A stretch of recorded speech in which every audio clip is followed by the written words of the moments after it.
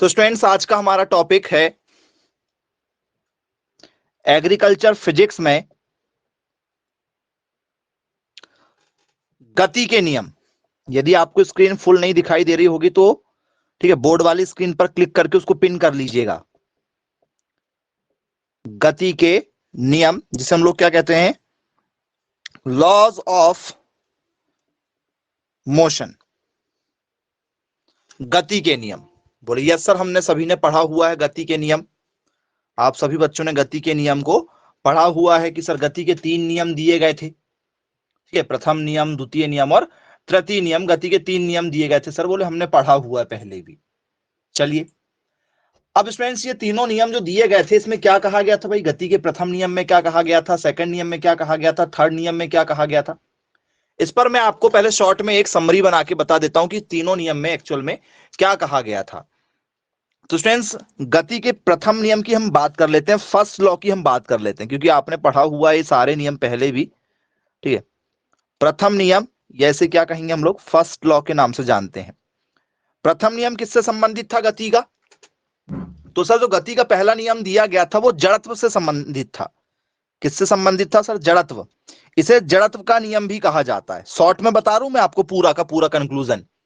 इसे क्या कहा जाता है, जड़त्व का नियम भी कहा जाता है। बोलिए सर, इसे लॉ ऑफ इनर्शिया के नाम से भी जाना जाता है। इसे क्या कहा जाता है, लॉ ऑफ इनर्शिया भी कहा जाता है। बोलिए सर ये किस पर बेस्ड था हमारा, बताओ किस पर बेस्ड था, इनर्शिया लिख दें। बोले जी बिल्कुल, किस पर बेस्ड था सर, इनर्शिया। इनर्शिया मतलब होता है जड़त्व, जड़त्व पर बेस्ड था। चलो भाई ठीक है। अब यदि मैं आपसे बात करूं भैया द्वितीय नियम, द्वितीय नियम मतलब सेकंड लॉ। सेकंड लॉ गति का किस पे डिपेंड था, क्या लिख दें इसमें, सेकंड लॉ जो हमारा था ये किस चीज पर डिपेंड था। सर सेकंड नियम था हमारा संवेग पर डिपेंड, संवेग, संवेग।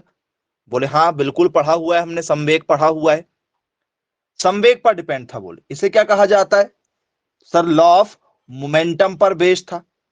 किस पे बेस्ड था, मोमेंटम पर बेस्ड था, पढ़ा होगा शायद आप लोगों ने। संवेग संरक्षण के नियम पर बेस्ड था। बोले यस सर, किस पर बेस्ड था, हमारे मोमेंटम पर बेस्ड था। बोले यस, मोमेंटम पर बेस्ड था। फिर क्या हुआ सर, न्यूटन का कौन सा नियम आया सर, गति का तृतीय नियम आया सर। बोले यस सर, तृतीय नियम दिया गया। कौन सा लॉ दिया गया सर, थर्ड लॉ दिया गया, न्यूटन का तृतीय नियम दिया गया। न्यूटन का तृतीय नियम किस लिए दिया गया भाई, क्या किससे संबंधित था ये सर, ये क्रिया और प्रतिक्रिया पर संबंधित था। किस पर संबंधित था, क्रिया और प्रतिक्रिया। किसी भी चीज की जो है क्रिया जो होती है उसकी ही क्या होती है, विपरीत प्रतिक्रिया होती है। मान के चलो यदि आपको कोई एक थप्पड़ मार दे तो आपकी भी इच्छा होगी कि उसको रिटर्न जवाब दिया जाए। ठीक है, या कोई चीज यदि आप क्या करो, जैसे एक बॉल है, यदि आप उसको क्या करो दीवार पर यदि आप फेंकते हो तो बॉल आपकी रिटर्न आ जाती, क्रिया जितनी करते हो उतनी स्पीड से वापिस आ जाती, प्रतिक्रिया भी होती है। बोले जी बिल्कुल सही है सर। तो ये 3 नियम आप लोगों के दिए गए थे। ये जो 3 नियम है आपके, ठीक है, गति का प्रथम नियम जो है वो इनर्शिया पर बेस्ड था, जड़त्व पर बेस्ड था। द्वितीय नियम जो है आप लोगों का मोमेंटम पर बेस्ड था, और तृतीय नियम जो आपका दिया गया था वो क्रिया प्रतिक्रिया पर दिया गया था। तो बोले जी सर बिल्कुल हमने पढ़ा हुआ है, किस पर संबंधित था, क्रिया और प्रतिक्रिया पर संबंधित था। तो इसे क्या कहा जाता है भाई, क्रिया प्रतिक्रिया वाले को क्या कहा जाता है, तो स्टूडेंट्स इसे कहा जाता है हमारा, ठीक है, इक्वल एंड अपोजिट रिएक्शन था। इसमें क्या था, equal and opposite reaction. Equal और अपोजिट क्या होगी इसमें, रिएक्शन आप लोगों को देखने के लिए मिल जाएगी। इक्वल और अपोजिट, बराबर और विपरीत प्रतिक्रिया इसमें आपको नजर आ जाएगी। बोले जी सर बिल्कुल ठीक है, क्लियर है, बन जाएगा यदि पेपर में यदि पूछा जाएगा तो आप लोगों से। ये 3 नियम थे, तीनों के तीनों नियम हमें क्या करना है, एक एक करके देखना है कि न्यूटन के पहले नियम पर क्या होता है, द्वितीय नियम पर क्या होता है। देखते हैं, न्यूटन का प्रथम नियम देख लेते हैं कि न्यूटन ने पहले नियम में क्या कहा था। क्योंकि गति के जो नियम दिए गए थे किसके द्वारा दिए गए थे, न्यूटन के द्वारा दिए गए थे। बोले जी सर बिल्कुल पढ़ा हुआ, न्यूटन के द्वारा दिए गए थे। क्या कहा गया था पहले नियम में, तो जरा देखिए क्या कहा गया था,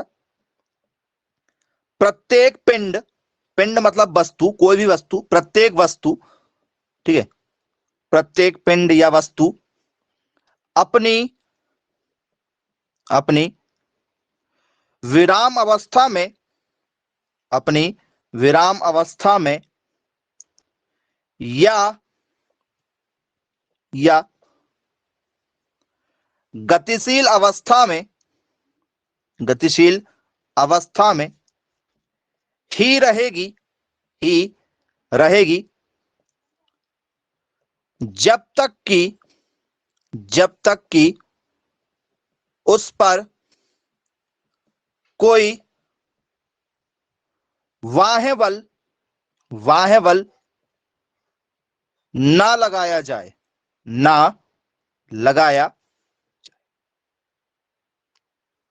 बोले जी सर बिल्कुल ठीक है, क्लियर है। क्या कहना चाह रहा है इसमें वो? न्यूटन का फर्स्ट नियम में क्या कहा गया है भाई? तो बोले सर यदि कोई चीज गतिशील है तो गतिशील ही रहेगी, जैसे ट्रेन चल रही है तो ट्रेन चलती रहेगी, यदि ट्रेन रुकी है तो रुकी रहेगी जब तक कि उस पर कोई बाह्य बल ना लगाया जाए। चलो इसको हम जरा प्रैक्टिकली भी आपको समझाएंगे। इंग्लिश डेफिनेशन लिख लेते हैं। अ बॉडी एट रेस्ट और uniform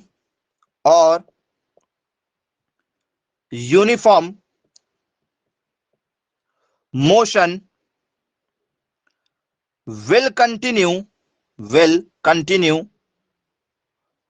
to be at rest or uniform motion until and unless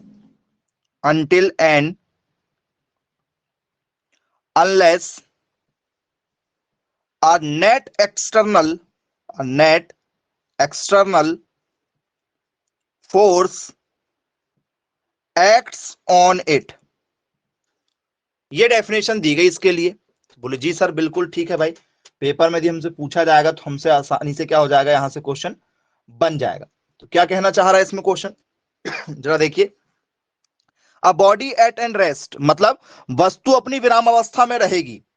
uniform motion will मतलब गतिशील भी हो सकती है, ठीक है। To be continue at rest तो uniform motion until and unless a net external force act on it मतलब यदि कोई चीज गतिशील अवस्था में तो वो गतिशील अवस्था में ही रहेगी, यदि कोई चीज विराम अवस्था में है, रुकी है, तो वो रुकी ही रहेगी जब तक कि उस पर कोई बाह्य बल ना लगाया जाए। तो बोले जी सर बिल्कुल ठीक है भाई, क्लियर है। जैसे मान चलो ट्रेन रुकी है तो रुकी रहेगी जब तक कि उसको क्या ना करें हम लोग, स्टार्ट ना करें ना, जब तक उसको हम चालू ना करें, जब तक उसको हम चलाएं नहीं तब तक वो चलेगी नहीं।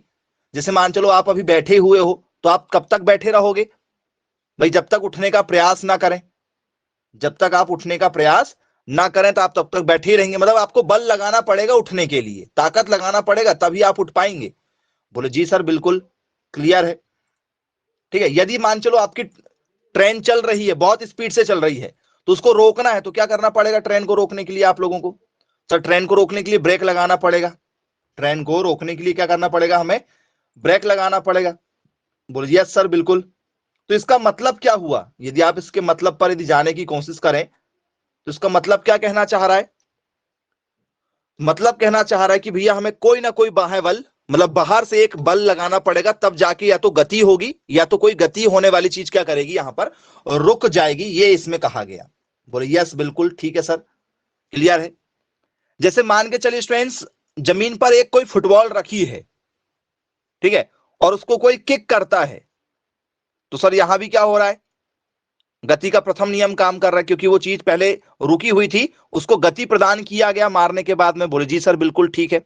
अब जो गोलकीपर होता है वो बॉल को पकड़ लेता है, गोलकीपर क्या है, बॉल को पकड़ लेता है। तो गति होने वाली चीजों को क्या किया गया, बाहरी बल लगाए, दोनों हाथों का बल लगाया गया और बॉल को क्या कर लिया गया, रोक लिया गया। बोले जी सर बिल्कुल ठीक है। जैसे आप झूले में बैठे हो, झूला रुका हुआ है, आपने ताकत लगाया और झूला झूलने लगे। अब यदि आपको रोकना तो आपने दोनों पैर का सहारा लिया और झूले को क्या कर लिया, रोक लिया, मतलब आपने बाहरी बल लगाया। बोले जी सर बिल्कुल ठीक है। तो ये आप लोगों का क्या होता है, जड़त्व पर बेस्ड होता है, इनर्शिया पर बेस्ड होता है पहला नियम। पहला नियम किस पर बेस्ड है हमारा, वो सर इनर्शिया पर बेस्ड होता है। चलिए अच्छी बात है भाई, क्लियर है, बन जाएगा आपसे पेपर में यदि पूछा जाएगा तो। चलिए अब स्टूडेंट्स बात कर लेते हैं हम लोग इसके, ठीक है, नॉर्मल सेकंड लॉ के साथ, क्योंकि पहला नियम तो आपका सिर्फ डेफिनेशन बेस्ड ही था, ठीक है। सेकंड नियम पर हम चर्चा करते हैं कि सेकंड नियम हमारा क्या कहना चाहता है। ये प्रथम नियम था, आई होप सभी लोगों को समझ में आ गया होगा कि गति का प्रथम नियम जो है वो क्या कहना चाहता है। अब हमारा आ जाता है सेकंड नियम, ठीक है। सेकंड लॉ देखते हैं हम लोग, कौन सा नियम देखते हैं हम लोग, द्वितीय नियम देखते हैं। द्वितीय नियम हमारा क्या कहना चाहता है, गति का द्वितीय नियम। वो सर गति का द्वितीय नियम जो है वो किस चीज को बताता है, वो सर वो संवेग को बताता है। शॉर्ट में यदि हम लिखेंगे तो किसको बताता है, वो सर वो बताता है हमारे संवेग को। द्वितीय नियम हमारा संवेग को बताता है, मतलब किसको बताता है, ये बोले सर हमारे मोमेंटम को बताता है। संवेग होना चाहिए, वेग में परिवर्तन होना चाहिए। वेग में क्या होना चाहिए, वो सर कुछ ना कुछ परिवर्तन हमें नजर आएगा। तो डेफिनेशन के साथ में क्या हो जाएगा इसमें, तो किसी वस्तु या पिंड की, जरा ध्यान से समझिएगा, पेपर में यदि आपसे पूछा जाए तो किसी वस्तु या पिंड, किसी वस्तु या पिंड की संवेग परिवर्तन की दर, संवेग परिवर्तन की दर लगाए गए बल के, लगाए गए बल के समानुपाती होती है, लगाए गए बल के समानुपाती होती है। बोलिए यस सर, बिल्कुल ठीक है। ये डेफिनेशन यहां पर दी जाती है, किसके लिए दी जाती है, वो सर लॉ ऑफ मोशन के लिए दी जाती, गति के तृतीय नियम के लिए कि द्वितीय नियम के लिए, तो सर द्वितीय नियम के लिए दी जाती। तृतीय नियम तो क्या है, ठीक है, इक्वल एंड अपोजिट रिएक्शन पर डिपेंड होता है। चलिए क्लियर है, तो इसमें क्या लिखेंगे डेफिनेशन में, तो the acceleration of an object, क्या लिखेंगे, the acceleration of an object, of an object as produced by a net, produced by a net, force is directly proportional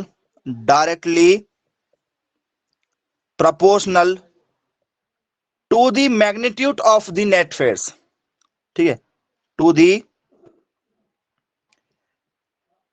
magnitude of the net force।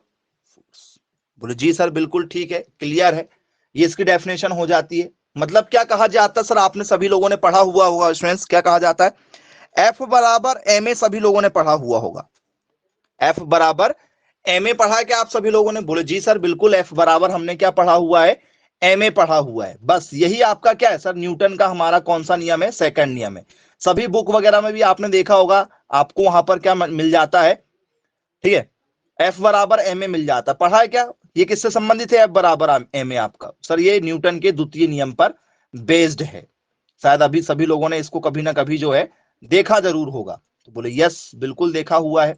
आइए जरा question भी देख लेते हैं, इसमें आपको क्वेश्चन कैसे नजर आते हैं भाई, न्यूटन के नियम पर सिंपल से क्वेश्चन देखते हैं, कैसे क्वेश्चन आप लोगों को सॉल्व करने के लिए पेपर में मिलते हैं न्यूटन के द्वितीय नियम पर। पहला क्वेश्चन आप लोगों के लिए, जो क्वेश्चन पेपर में आपको पूछे जाते हैं बेसिक से क्वेश्चन के साथ में, calculate the force needed to speed up a car a rate of 5 meter per second square if the mass of the car is 260 kilogram. जी ये आपसे पेपर में पूछा गया एक बहुत ही बेसिक सा और बहुत ही छोटा सा एक क्वेश्चन है। इस क्वेश्चन का क्या आंसर आप देना चाहेंगे, जी मैसेज कर दीजिए फटाफट, क्या हो सकता है, यदि कार का द्रव्यमान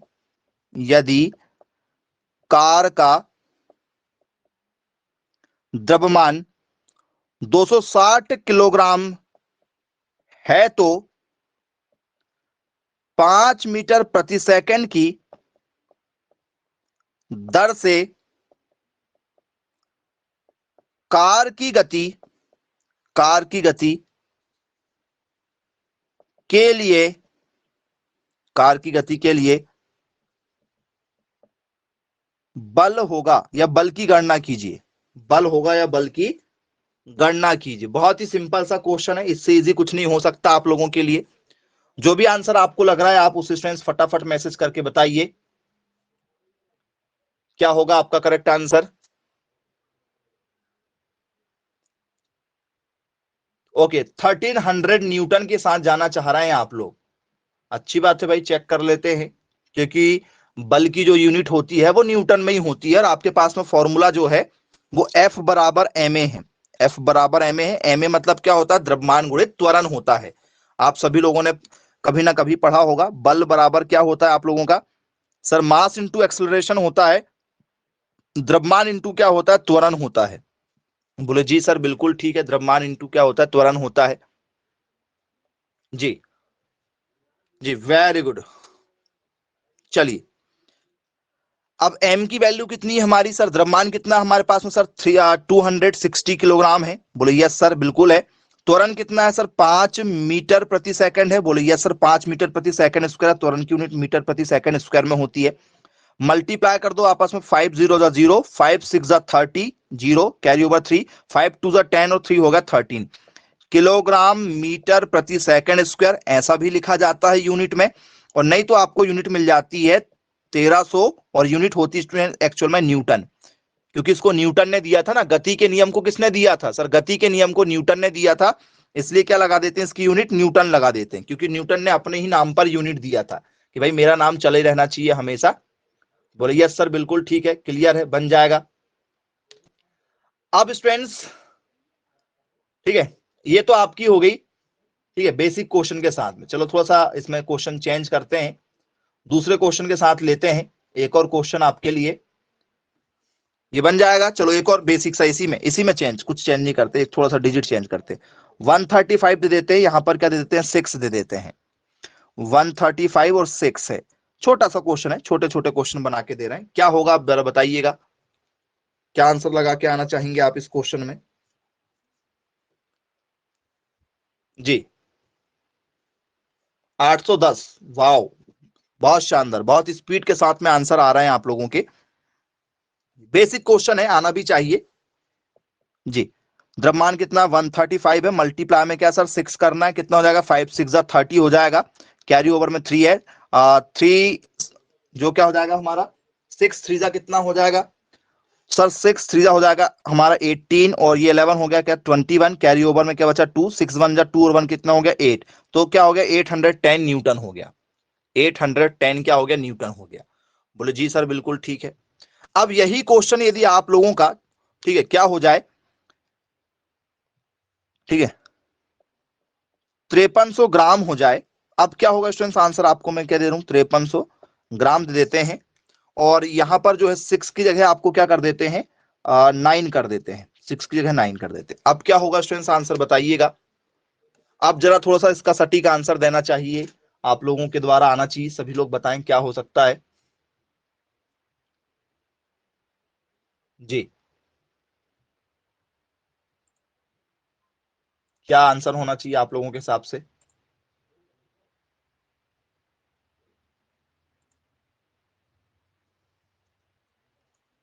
वेरी गुड, वेरी गुड, बहुत शानदार, बहुत शानदार।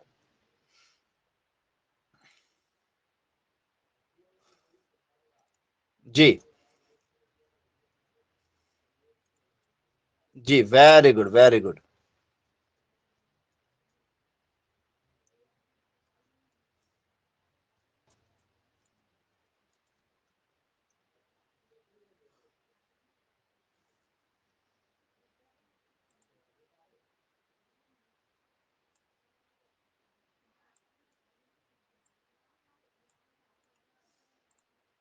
क्या होगा करेक्ट आंसर इसका पेपर में यदि आपसे पूछा जाए तो?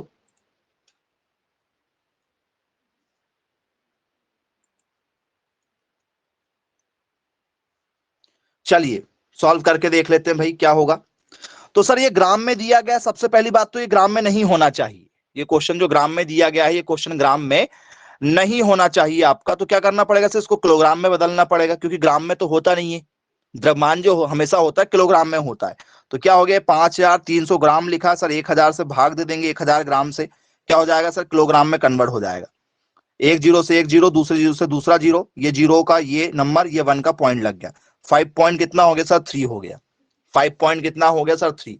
तो द्रव्यमान आपका क्या हो गया, 5.3 हो जाएगा। क्यों, क्योंकि वो किस में दिया था, ग्राम में, उसको किलोग्राम में चेंज कर दिए, 5.3 किलोग्राम में कन्वर्ट कर दिए। त्वरण कितना सर, 9 मीटर पर सेकंड में है, स्क्वायर में। बोले यस सर, बिल्कुल वही यूनिट है।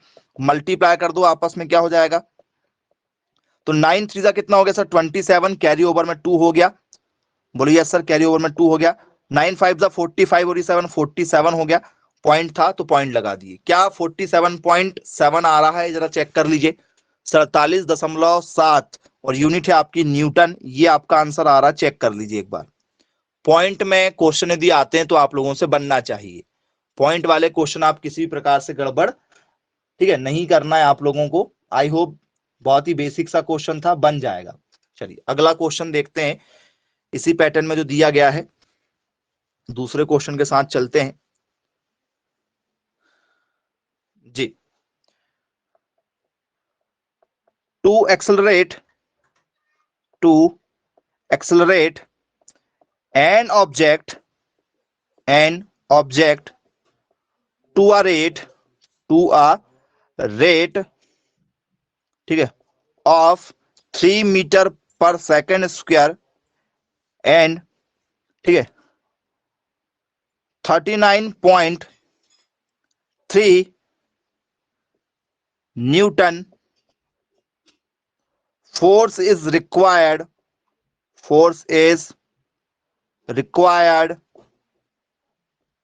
find the mass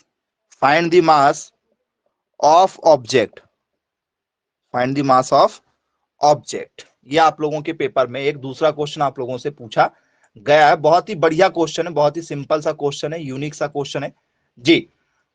क्या कहा जा रहा है स्टूडेंट्स इस क्वेश्चन में आपसे कहा जा रहा है कि भाई किसी वस्तु को, ठीक है, क्या कहा जा रहा है, किसी वस्तु को 3 मीटर प्रति सेकंड स्क्वायर की दर से त्वरित करने के लिए 39.3 न्यूटन बल की आवश्यकता होती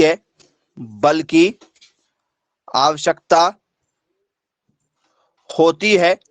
वस्तु का द्रव्यमान ज्ञात कीजिए। क्या ज्ञात करना है बच्चों आप लोगों को, बोल सर वस्तु का द्रव्यमान ज्ञात करना है। द्रव्यमान ज्ञात कीजिए। बताइए स्टूडेंट्स क्या होगा वस्तु का द्रव्यमान जी। पेपर में यदि पूछा जाए इसका सॉल्यूशन कर लो, वस्तु का द्रव्यमान क्या होगा। फॉर्मूला हमारा F बराबर ma है। जो भी आंसर आएगा आप मैसेज कर दो। ओके 13.1 आ रहा है, किसी और का 13.1 आ रहा है क्या, जरा चेक कर लो।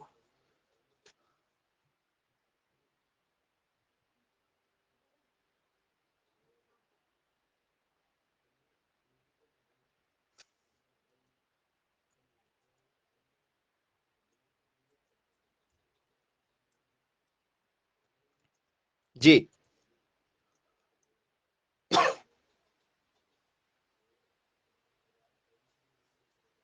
ओके 13.1 के साथ जाना चाहेंगे सब।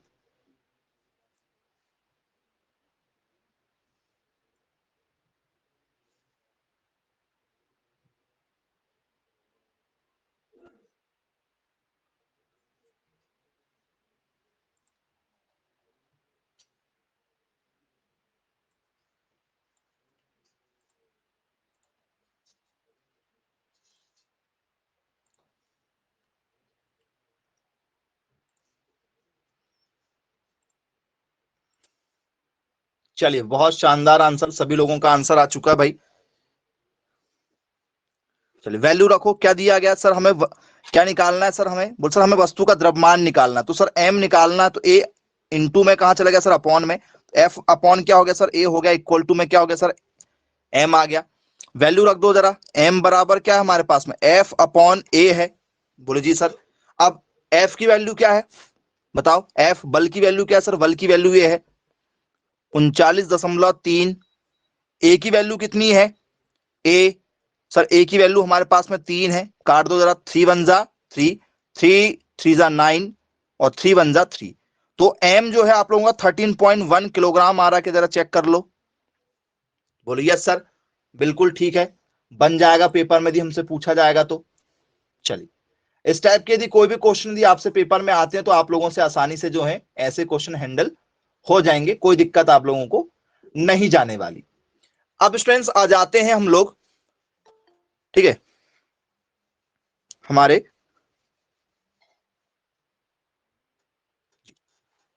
आ जाते हैं स्टूडेंट्स हम लोग तृतीय नियम पर। तृतीय नियम पर मतलब किस पर, थर्ड लॉ पर आ जाते हैं। तो न्यूटन का जो तृतीय नियम दिया गया था इस पर चर्चा करेंगे कि न्यूटन ने भाई जो तीसरा नियम दिया था इसमें क्या कहा था न्यूटन ने। तो न्यूटन ने स्टूडेंट्स क्या कहा था इसमें, बहुत ही सिंपल है, ठीक है। न्यूटन ने इस नियम में क्या कहा था, तो न्यूटन ने कहा था स्टूडेंट्स कि कोई भी वस्तु यदि आप देखते हैं तो क्या होती है, क्रिया के विपरीत प्रतिक्रिया करती है। करती क्या, बोले यस सर बिल्कुल, क्रिया के विपरीत क्या करती है, प्रतिक्रिया करती है। मतलब जैसे आप किसी, ठीक है, गेंद को किसी दीवार पर यदि मारते हैं तो वो उतनी ही रफ्तार से वापिस आ जाती है। बोले जी सर बिल्कुल, उतनी ही रफ्तार से वापिस आ जाती है। तो यहां पर क्या लगा सर, क्रिया के विपरीत प्रतिक्रिया हुई। या आप झूला झूलते हैं, जितनी स्पीड से आप झूले में सामने जाते हैं उतनी स्पीड से आप कहां चले जाते हैं, पीछे की ओर चले जाते हैं। बोले जी सर बिल्कुल ठीक है। तो न्यूटन ने अपने तृतीय नियम में क्या कहा था, प्रत्येक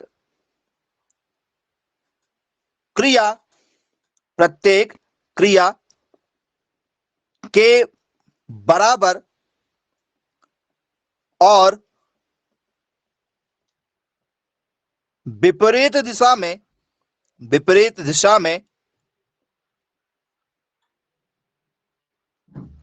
प्रतिक्रिया होती है। ये किसने कहा था, न्यूटन ने अपने तृतीय नियम में दिया था। बोले यस सर बिल्कुल क्लियर है भाई, यही नियम दिया गया था। क्या कहा गया था इसमें, ठीक है,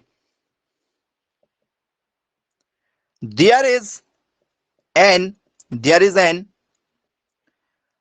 इक्वल एंड अपोजिट रिएक्शन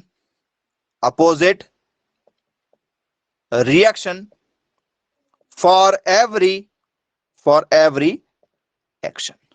बोले जी बिल्कुल क्लियर है भाई। अब यदि स्टूडेंट्स आपको मैं इसके एग्जाम्पल पर ले चलूं कि भाई और एग्जाम्पल हमें देखना है सर इसमें और क्या हो सकता है, तो स्टूडेंट्स न्यूटन का जो थर्ड लॉ है हमारा, ठीक है, और आप यदि आपको पता है तो आप उसे मैसेज करके बता सकते हैं कि हाँ सर हमें पता है, हमने देखा हुआ ये नियम। क्या स्टूडेंट्स यहाँ पर और कौन सा नियम लग सकता है, जी बताइए यहाँ पर क्या लग सकता है।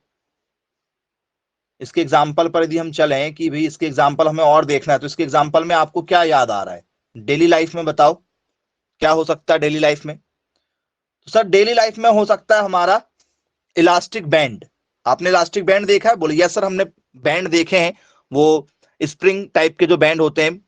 बोले यस सर, उसको जितना जोर से खींचोगे उतनी स्पीड से वो क्या चला जाएगा, वापस चला जाएगा। बोले यस सर, या रबर बैंड वगैरह जो देखा होगा आप लोगों ने, जो मार्केट में रबर मिल जाती है आप लोगों को।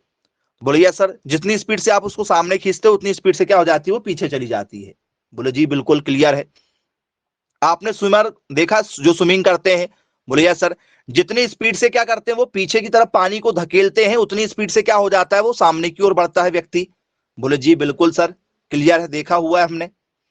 और क्या होता है, बोले सर जितनी स्पीड से रॉकेट जो होता है, आपने रॉकेट देखा होगा। बोले यस सर, रॉकेट क्या करता है सर, उसमें फ्यूल भरा हुआ होता है, नीचे क्या भरा हुआ होता है उसमें टाइप से, ऐसे आपने देखा होगा रॉकेट इस टाइप से होता है। बोले यस सर, इसमें नीचे फ्यूल भरा होता है। जितनी स्पीड से वो क्या करता है, पीछे एनर्जी बाहर छोड़ता है, उतनी स्पीड से क्या करता है रॉकेट आगे की ओर बढ़ जाता है। बोले जी सर, यहाँ पर रॉकेट भी एग्जाम्पल इसी का माना जाएगा। चलिए, या मान के चलो किसी ने आपको थप्पड़ मार दिया, ठीक है, पीछे से मार दिया किसी ने आपको थप्पड़, तो आप भी क्या करते हैं, तुरंत बराबर बिल्कुल, ठीक है, दे देते हैं उसको। तो एक्शन का तुरंत क्या करते हैं आप, रिएक्शन कर देते हैं। तो जो एक्शन होती है उसका बिल्कुल इक्वल रिएक्शन यदि होती है तो उसी को कहा जाता है हमारा न्यूटन की गति का तृतीय नियम कहा जाता है। तो बोले जी बिल्कुल क्लियर है भाई, पेपर में यदि पूछा जाएगा तो आसानी से आप सभी लोगों से यहां से क्वेश्चन जो है वो बनेंगे, किसी को किसी भी प्रकार की कोई दिक्कत इसमें नहीं जाना चाहिए। अब स्टूडेंट्स जरा हम लोग बेसिक जो है वो एमसीक्यूज पर आ जाते हैं कि इस पर बेस्ड हमसे जो कुछ एमसीक्यूज वगैरह पूछे जाते हैं वो कैसे हो सकते हैं। तो आइए जरा एमसीक्यूज देख लेते हैं पेपर में गति के नियम पर। ठीक है, चलिए मैं आपको थोड़ा सा हिंट करना चाहूंगा। पहला जो नियम दिया गया था, पहला नियम, फर्स्ट नियम जो दिया गया था, इसका प्रथम नियम जो दिया गया था वो किससे संबंधित है? प्रथम नियम में क्या होता है? बोले सर वस्तु जब तक विराम अवस्था में रहती है या गतिशील अवस्था में रहती है तो वो वैसे ही बनी रहेगी जब तक कि आप उसको कोई बाह्य बल ना लगाएं। मतलब यदि आप उसको बाहरी धक्का दे रहे हैं तो ही वो वस्तु क्या होगी, या तो रफ्तार पकड़ेगी या तो वो रुक जाएगी। जैसे आप गाड़ी आपकी बहुत तेज चल रही है, यदि आपने क्या किया, ब्रेक दबा दिया तो गाड़ी आपकी स्लो हो जाएगी, मतलब आपने बाहर से एक बल लगाया। या आपकी गाड़ी रुकी हुई है, आपने क्या किया, एक्सीलेटर दे दिया तो गाड़ी बढ़ने लगी, मतलब आप बल लगा रहे हो तभी गाड़ी क्या हो रही है, आपकी कोई भी चीजें क्या हो रही है, एक स्थान से दूसरे स्थान पर जा पा रही हैं। चलो, तो इसमें कुल मिला के क्या लगा सर, इसमें बात हो रही है जड़त्व की। ये जो नियम है, पहला जो नियम है, ये किस पर डिपेंड करता है सर? इनर्शिया पर डिपेंड करता है। बोलिए सर, पहला नियम जो होता है हमारा किस पर डिपेंड करता है? इनर्शिया पर डिपेंड करता है। चलो भाई क्लियर है। दूसरा नियम किस चीज पर डिपेंड करता है? दूसरा नियम क्या किस चीज पर डिपेंड करता है हमारा? Second law. सर द्वितीय नियम डिपेंड करता है हमारा मोमेंटम पर, संवेग, वेग में परिवर्तन वाली चीज यहां पर आ जाएगी हमें। मतलब यहां पर क्या लगेगा हमारा? मोमेंटम लगेगा, एफ बराबर एम ए लगेगा। यहां पर एफ बराबर क्या लगेगा? एम ए लगेगा। बोलो जी सर बिल्कुल ठीक है, एफ बराबर एम ए लगेगा। न्यूटन का यदि आपसे कौन सा लॉ पूछ लिया जाए सर, थर्ड लॉ पूछ लिया। अभी थर्ड नियम किस पर डिपेंड करता है? तृतीय नियम। ठीक है, तो तृतीय नियम क्या होता है? जो भी आप क्या कर रहे हो, क्रिया कर रहे हो, उसकी विपरीत प्रतिक्रिया होगी। मतलब क्रिया के विपरीत और बराबर प्रतिक्रिया होगी, ऐसा कर सकते हैं। क्रिया जो भी होगी उसकी विपरीत हो जाएगी प्रतिक्रिया, लेकिन दोनों बराबर होगी। दोनों क्या होगी? बराबर होगी। मतलब क्या होगा यहां पर? क्रिया के विपरीत प्रतिक्रिया और प्रतिक्रिया आपस में दोनों बराबर होगी, एक्शन और रिएक्शन। ठीक है, क्या होगा यहां पर? बोल सर यहां पर आ जाएगी हमारी एक्शन, एक्शन और रिएक्शन आपस में क्या हो जाएगी आपकी? इक्वल हो जाएंगी, दोनों आपस में इक्वल होती हैं। बोले चलिए भाई अच्छी बात है, बराबर होती हैं। तो अब क्वेश्चन के साथ जरा हम चर्चा कर लेते हैं कि यहां पर जो क्वेश्चन दिए जा रहे हैं वो कैसे दिए जाएंगे। ठीक है, क्योंकि क्वेश्चन आप लोगों को काफी यूनिक टाइप के यहां पर देखने के लिए मिल जाते हैं। उन्हीं क्वेश्चनों के साथ चर्चा करेंगे भाई, जो पेपर में हमसे पूछे जा चुके हैं। पहला क्वेश्चन एमसीक्यूज पैटर्न में हमारा,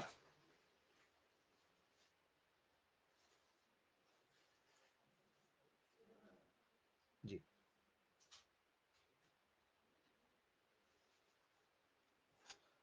पहला question, 1 Newton, 1 Newton equal to dash. 1 Newton बराबर क्या होता है? 1 किलोग्राम मीटर पर सेकंड स्क्वायर। दूसरा 1 किलोग्राम। तीसरा 1 किलोग्राम मीटर सेकंड स्क्वायर। चौथा 1 मीटर प्रति सेकंड स्क्वायर। 1 न्यूटन जो है वो किसके बराबर में होता है? बताइएगा, 1 न्यूटन जो है वो किसके बराबर में होता है?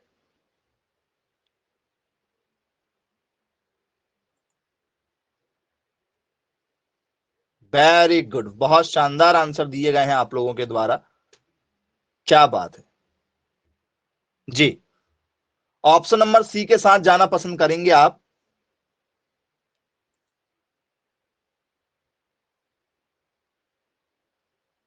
ऑप्शन नंबर ए के साथ जाएंगे? जी वेरी गुड, धन्य है आप जो आप आंसर सही दे रहे हैं। ठीक है, नहीं तो कुछ बच्चे जो हैं वो ऑप्शन नंबर सी के साथ जाना चाह रहे हैं। बहुत बढ़िया, मुझे मालूम था ऑप्शन सी ही लगाएंगे आप लोग। जी, ऑप्शन सी होगा क्या? बोले सर ऑप्शन बी नहीं होगा, ऑप्शन डी नहीं होगा, ऑप्शन ए इसका करेक्ट आंसर होगा। किलोग्राम मीटर प्रति सेकंड आता है बाद में, मीटर सेकंड साथ में नहीं होता है, किलोग्राम मीटर प्रति सेकंड होता है। इसका मतलब होता है किलोग्राम और मीटर ऊपर होते हैं और प्रति सेकंड जो होते हैं वो नीचे होता है, ये होता है भाई। थोड़ा सा आंसर में आप सुधार कर लीजिएगा क्योंकि आपने गलत आंसर दिए हैं बच्चों ने, ऐसी गलती नहीं करना है आप लोगों को, नहीं तो आप दिक्कत हो जाएगी भाई फिर। चलिए अगले एमसीक्यूज पर आ जाते हैं। ठीक है, अगला जो एमसीक्यूज है, चलिए अगला क्वेश्चन है हमारा, what causes the motion of a body which is initially in the state of rest, ये आपसे पेपर में पूछा गया एक और क्वेश्चन है। इस क्वेश्चन का क्या आंसर होना चाहिए आप लोगों के, ठीक है, अनुभव के अनुसार, तो आप बताइएगा जरा क्या होगा। एक पिंड की गति का कारण क्या है, एक पिंड की गति का कारण क्या है जो प्रारंभ में या जो आरंभ में, जो आरंभ में आराम या विराम कर लेते हैं, इसको विराम कर लेते हैं, जो प्रारंभ में विराम की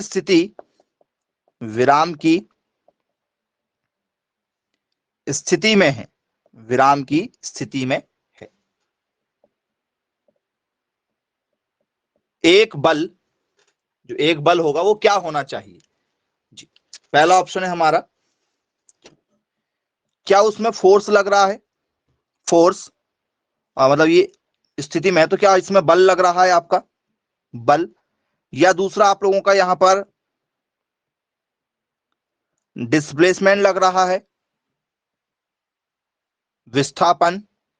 तीसरा स्पीड, गति। चौथा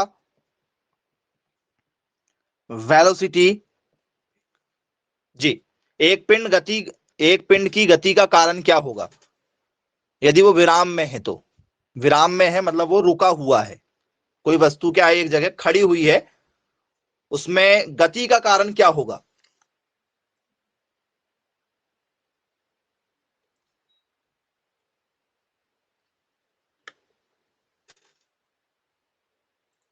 बहुत शानदार आंसर दिया गया है, ऑप्शन नंबर ए के साथ जाना चाह रहा है मैक्सिमम बच्चे। यदि कोई चीज खड़ी है, जैसे आपकी मोटरसाइकिल खड़ी हुई है, आपकी साइकिल खड़ी हुई है जी, आपकी कार खड़ी हुई है, आपकी ट्रेन खड़ी हुई है, आपका हेलीकॉप्टर खड़ा हुआ है घर के सामने, तो उसको क्या करना है, आपको गति प्रदान करना, तो क्या करना पड़ेगा उसको, बस उसमें बल लगाना पड़ेगा हमें। उसमें क्या लगाना पड़ेगा आपको, बस उसमें बल लगाएंगे तभी तो क्या करेगा वो आगे जा पाएगा। तो इसका आंसर क्या हो जाएगा सर, बल हो जाएगा। आंसर क्या हो जाएगा उसका, बल माना जाएगा। बोले जी सर बिल्कुल क्लियर है। अब यदि अगला क्वेश्चन जो है आप लोगों का, चलिए अगला क्वेश्चन पर आ जाते हैं, क्या कहना चाह रहा है हमारा नेक्स्ट क्वेश्चन। नेक्स्ट क्वेश्चन है हमारा, people sitting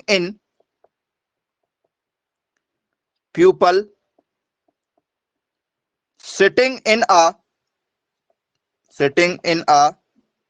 moving bus experience a jerk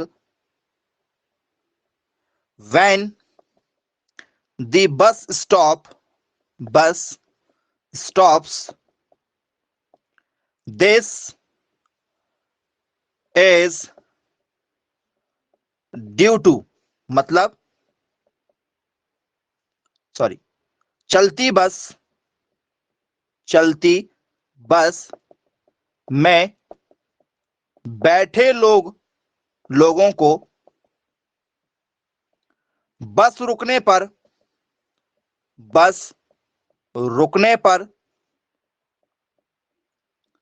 झटका लगता है, जैसे गाड़ी भी रुक जाती तो आपको झटका लगता है ना, झटका लगता है, इसका कारण क्या है, इसका कारण क्या है? जी, बहुत ही बढ़िया और यूनिक क्वेश्चन है आपका। पहला ऑप्शन है inertia of acceleration. Inertia of acceleration मतलब त्वरण की जड़त्वता या जड़ता, ठीक है। दूसरा है इनर्शिया ऑफ टर्निंग, टर्निंग ये घुमाव की जड़त्वता है। तीसरा इनर्शिया ऑफ मोशन, ये गति की जड़त्वता है। चौथा इनर्शिया ऑफ रेस्ट, ये आपकी विराम की जड़त्वता है, विराम की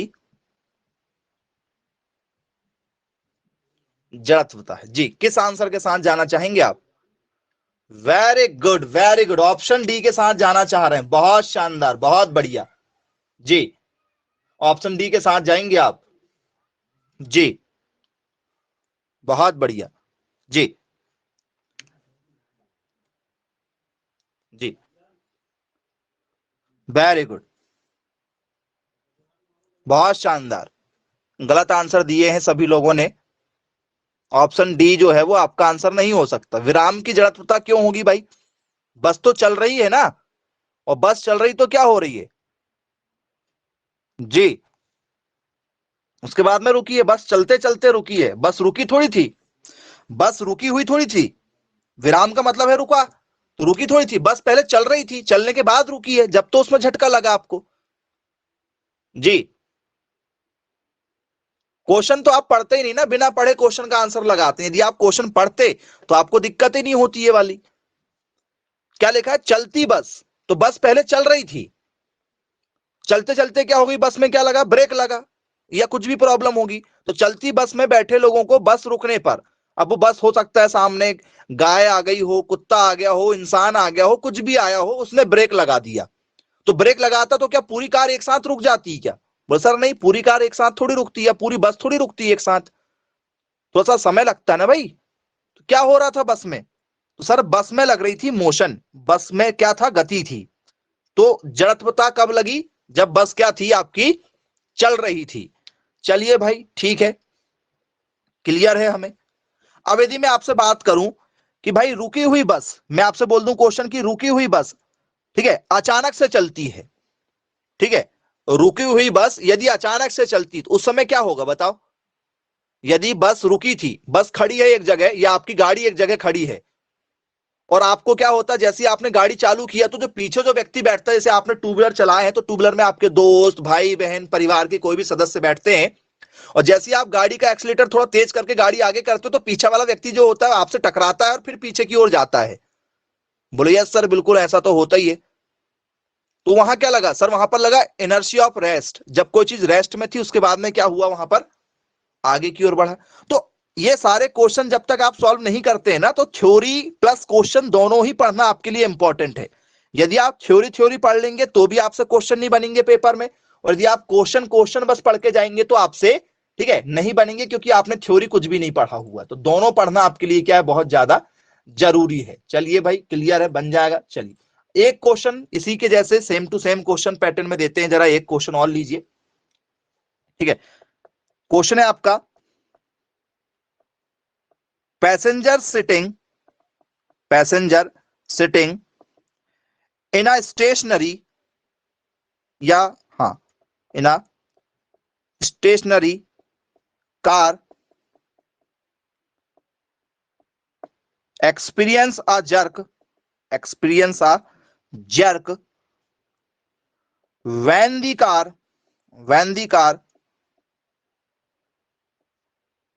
suddenly starts,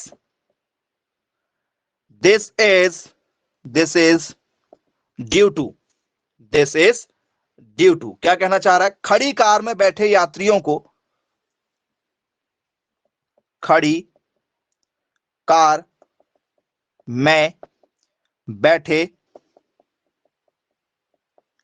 यात्रियों को कार के अचानक चलने, या जिसे हम लोग कह सकते हैं स्टार्ट होने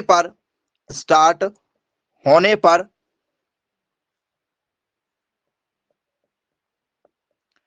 झटके का अनुभव किस कारण से होता है? किस कारण से होता? कार आपकी रुकी थी, तब झटका लगा, तो क्या हुआ भैया आपका?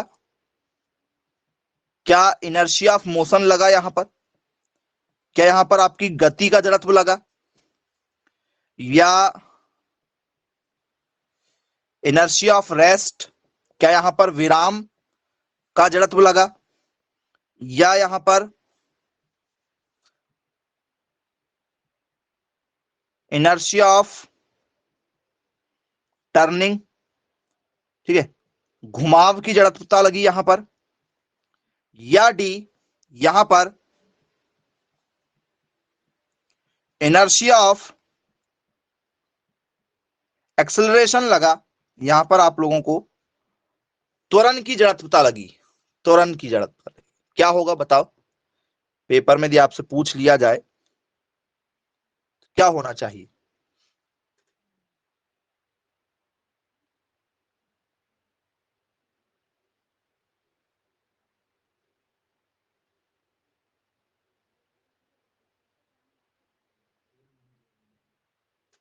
जी, ऑप्शन नंबर बी के साथ ही जाना चाहेंगे आप? वेरी गुड, वेरी गुड, बहुत शानदार आंसर है। ऑप्शन बी के साथ जाएंगे, बोले सर इस बार अब तो गलत नहीं करेंगे, है ना? ऑप्शन बी ही आंसर होगा। सभी लोग कहना चाहेंगे ऑप्शन बी। चलो भाई, अच्छी बात है। तो सर वो रुकी हुई थी, इस कारण से रेस्ट लगा, विराम की जड़त्वता वहां पर लगी। वो रुका हुआ था, इस कारण से क्या लगा आपको? विराम की जड़त्वता वहां पर देखने के लिए मिल गई। बोलिए यस, बिल्कुल क्लियर है भाई।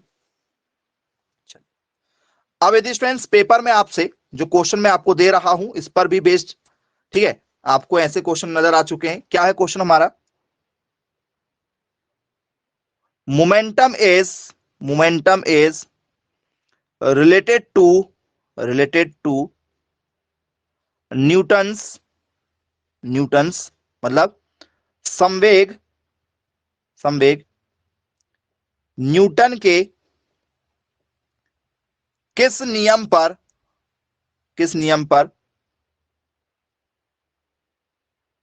आधारित है? ठीक है, नहीं पढ़ के जाओगे तो बनेगा नहीं, पढ़ के जा रहे हैं अभी फिलहाल तो बनेगा। कौन सी नियम पर लगता है? क्या फर्स्ट में लगता है, क्या सेकंड में लगता है, क्या थर्ड में लगता है, क्या फोर्थ में लगता है? हो सकता है कुछ लोग फोर्थ लगा के आ जाएं। जी, सेकंड में लगता है क्या? अरे वाह, पढ़ा हुआ है आपने। और सर फर्स्ट में तो इनर्शिया लगता है। फर्स्ट में क्या लगता है सर? इनर्शिया लगता है। पहले में जड़त्व लगता है, थर्ड में क्या लगता है सर? एक्शन और रिएक्शन लगती है। एक्शन इक्वल टू रिएक्शन होती है, मतलब क्रिया और प्रतिक्रिया लगती है। ये आ चुके हैं क्वेश्चन। एक्शन और रिएक्शन किस पर डिपेंड करती है? तो न्यूटन के थर्ड लॉ पर डिपेंड करती है। इनर्शिया जो किस नियम पर डिपेंड करती है सर? फर्स्ट लॉ पर डिपेंड करती है। और सेकंड नियम पर क्या डिपेंड करता है हमारा? द्वितीय नियम पर डिपेंड करता है, संवेग संरक्षण। बोलिए सर मोमेंटम जो है हमारा किस नियम, क्या है? संवेग जो है वो किस नियम पर कार्य करता है सर? द्वितीय नियम पर कार्य करता है। तो ऐसे सभी क्वेश्चन आप लोगों से पेपर में पूछे जाते हैं। आई होप सभी लोगों को समझ में आ गया होगा। गति के तीनों नियम आप लोगों को मैंने आज समझाया हूं। हमेशा पेपर में क्वेश्चन आपसे पूछे जाते हैं, बन जाएंगे। किसी के मन में कोई डाउट यदि हो, यदि आप कुछ पूछना चाहें तो बिल्कुल पूछ सकते हैं स्टूडेंट्स। नहीं तो आज की क्लास को यहीं समाप्त करते हैं। Bye bye, take care.